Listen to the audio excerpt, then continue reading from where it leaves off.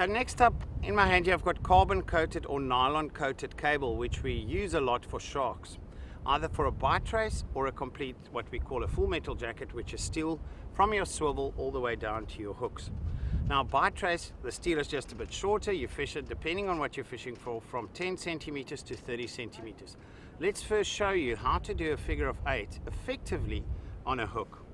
Now there's one thing with nylon coated cable where you can frustrate yourself quite a bit, is when you make a figure of 8 knot, you can kink the cable, which makes it an unneat cable. It normally kinks just above the hook and it makes your hook curl. To prevent that, you take it down quite far from the hook. You do your 2 loops away from or towards the hook. You remove them off your finger, it forms the 8. And you take it through both loops from the hook upwards.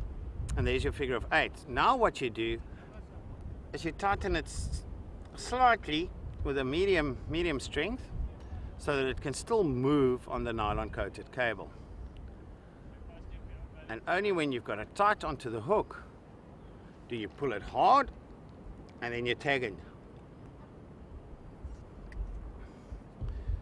Clip your tag end and you'll see now no kinks.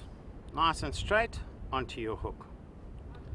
Now next up I'm sort of going to use this opportunity to do a bite trace.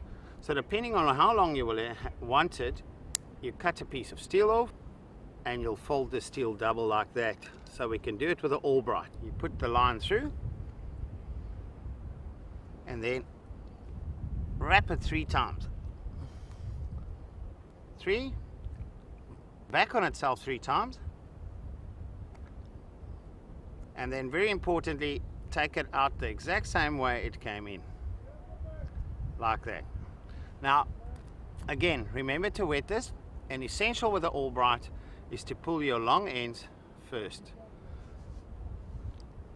Doing it on steel, you have to pull quite a bit harder for it to wrap up nicely.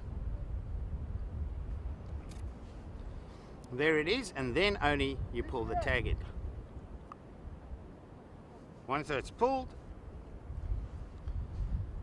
clip it nice and short. Take this tag end off, nice and short, close cut, and there you've got your bite trace.